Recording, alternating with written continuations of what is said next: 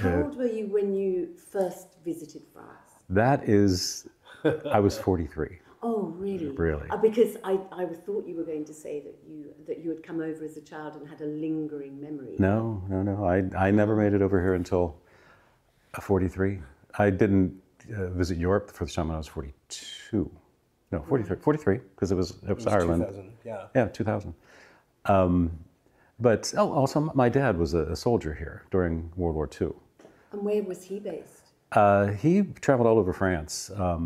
He, like many American soldiers at that era, he didn't talk too much about the war part. What he talked about mostly was that Nice, France. And that was the way he always pronounced it. He was, oh yeah, that Nice, France. But his experience there was he was on R&R from, but he just loved the idea of, his experiences there. But, my dad was 19 at the time, and you think about that kind of experience when you're 19, 20 years old.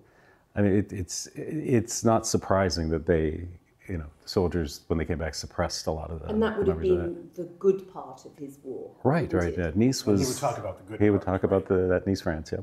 And did he ever come back? No, he didn't. Oh. But what we did was, he passed away in 2007. Mm-hmm. And in 2011, we brought my mother over to France, to Nice? And we took her to Nice. Oh, that's and we had a toast, yeah. We had a toast to my dad. And so that was... That's very, very sweet. Yeah. And do you have similar connections, or what drew you to France, apart from both of you? Well, I like this guy, so so I'm going to follow him wherever he goes. But no, we have a similar, we've always had a similar passion for the French culture. And when we in addition to bringing his mom here, we brought my parents here in, I want to say 2007, 2008, the fall of 2007. Yeah, and before we brought him here, I did some genealogy on my father's side of the family, which is a French heritage, because my last name is Fortin. And what we found is we have an ancestor who was born near Le Mans, France. Yeah. He was born in 1620, 1621, and he emigrated from there to New France, Quebec. Quebec City was one of the first 80 or so people to settle in the New World. So there's a lot of history about him, and interestingly, all the people with my last name in the United States are descended from this person, Julian Fortin. And when we brought my parents here, gosh, I forget the name of the town, but it's up near Le Mans. There is a museum of Canadian emigration about all the families from that area who moved to Quebec, and our family they have an whole exhibit on our family. How extraordinary. One of the other things on the trip that was very fun was, we were going to go to the town. It's Saint-Colomb-en-Barret, I think is the name of it. But we thought, just on a lark, let's send an email to the mayor and see if he'll meet with us. Oh. Well, he responded with, yes, certainly, I'd love to. So we got to the mairie, and the receptionist didn't say, can I help you? She said, you must be the Fortins.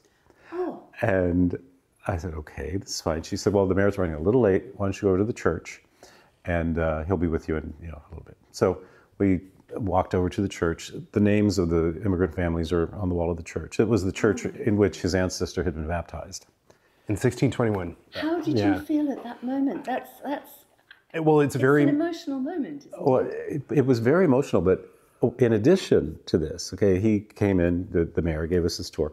He had contacted another person whose last name is shared by Andrew, named Fortin, who does genealogical research.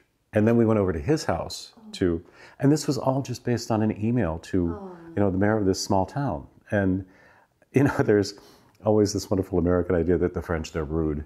Or standoffish. But on the contrary. It was quite to the contrary on that. It was just kind of a magical time because, he had the actual baptismal record from that era opened on, right? Like sheepskin from 16, whatever, March something. Cookies and orangina and all this other. It was just such a nice thing. And at that point, you really feel the age and history of Europe, don't you?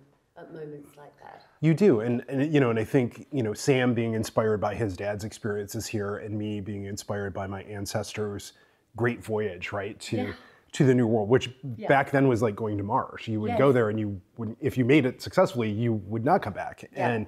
And I think those are kind of some of the elements that inspired us to move here and have this phase of our lives being about learning something new and experiencing a new culture.